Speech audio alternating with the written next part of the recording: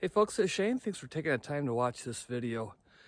This is my after action report, if you will, for carrying the Leatherman Charge Plus for 1 month. And ooh, right there's the thumbnail, boys and girls. Now, let's start off by a little background and not poking myself in the eye of a tree branch. A little background. I typically don't carry or do much with multi-tools. I've been a folder kind of guy. I always had pocket knives since I was a little kid. But in the late 90s, multi-tools were all the rage with me and my friends. Everybody had a Leatherman or a Gerber on them. And I don't even know if there were specific models at that time. No one really cared. It was a Leatherman or a Gerber. They were all right. They were stuff that you carried with you just to have tools with you. They weren't great at all. I mean, they were well built for the time, but there weren't anything spectacular. This is the first multi-tool that I picked up and really used for over 20 years, and boy howdy have things changed. The design and build quality are phenomenal, at least with this Leatherman. And I assume everything else is on par too. Right out of the bat, I was very, very impressed with the build quality of this.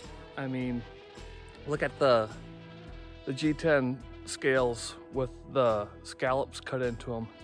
Look how they line up with the parting line of the other side so well.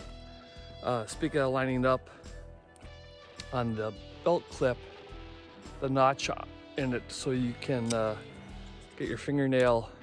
It's kind of hard to do on the camera. Onto the file. So nice. Attention to detail throughout. Very impressed with that. All the locks function very well. It is a well-designed, well-engineered product. One thing that I really like is the jimping on the serrated blade and the flatness on the flat blade. So with this a feel, you can tell which blade you're messing with without even looking at it. One tell, of course, is the belt clip if you have it on. But if you don't have the belt clip, you can very quickly tell just by going like that which blade you're about to deploy. Speaking of the blades steel S30V. That's pretty cool right there.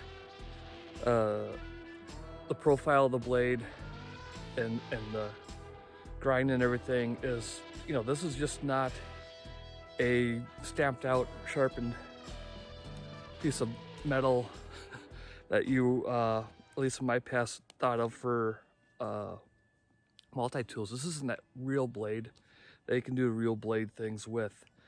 It's still a multi-tool, right?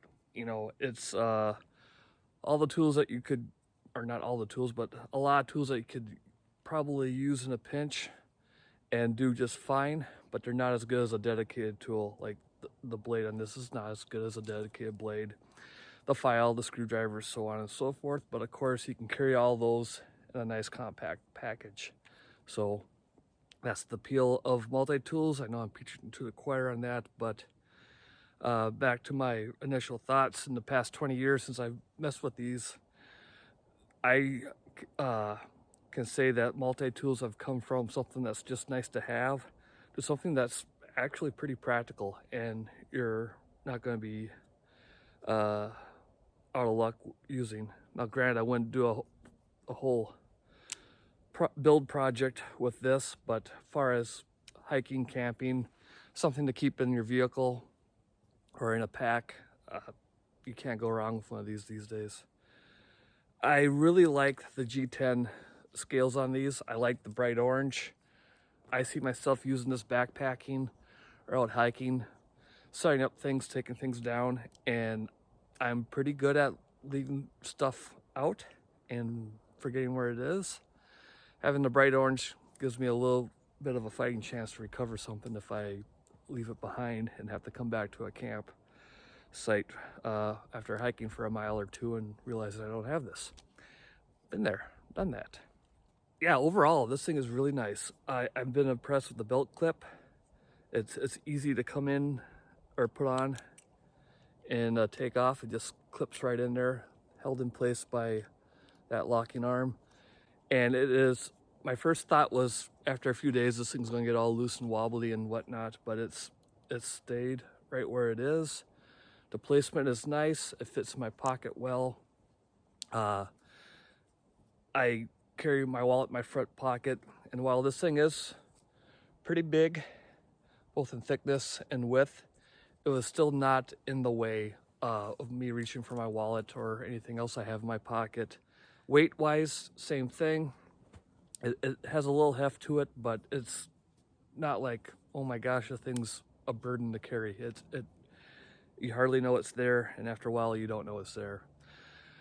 I'm not going to bore you with all the specs on this thing, the weights, the dimensions, and all that stuff. This is not a new product. There's tons of videos out there by people who are way better than me at this kind of stuff. I'm just giving you my reactions after carrying it for a month.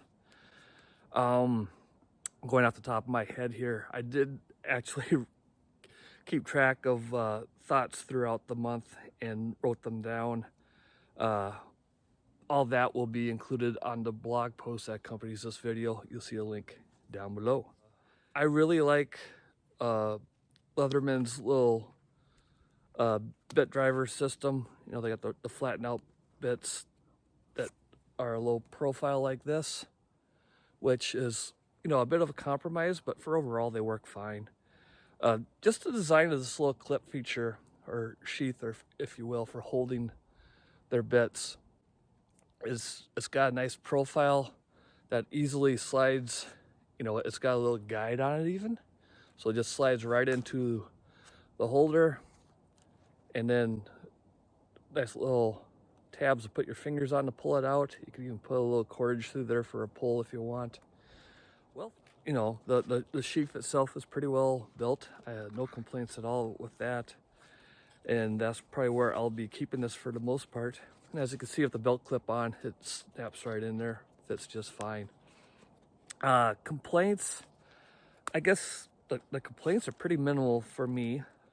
It comes with a partial set of the Leatherman flat bits.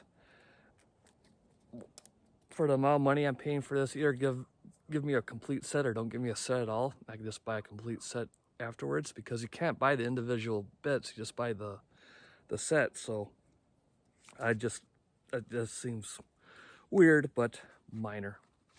I mean, I really can't complain about this thing. Will I be carrying it every day? No, but I will be carrying it on occasions when I feel like it, or when I'm going to go on a camping trip or a hiking trip. I'll probably have this along, because when I go out on long hiking or camping trips, backpacking especially, I tend to bring a fixed blade knife with me, so having a folder is probably not needed. The folder on this will be more than adequate. Other than that, this will probably end up taking residence in a pack I put together to carry some hiking essentials to complement a portable radio kit that I have. If you want to see some stuff on portable amateur radio, check out my other channel, Scout75. So that's about it. Again, all the stuff that I forgot to talk about in this video will be in the blog post below, along with some pictures and all that kind of stuff. So if you want to check out more, feel free to check it out there, and I'll catch you on the next one. Take care, everyone.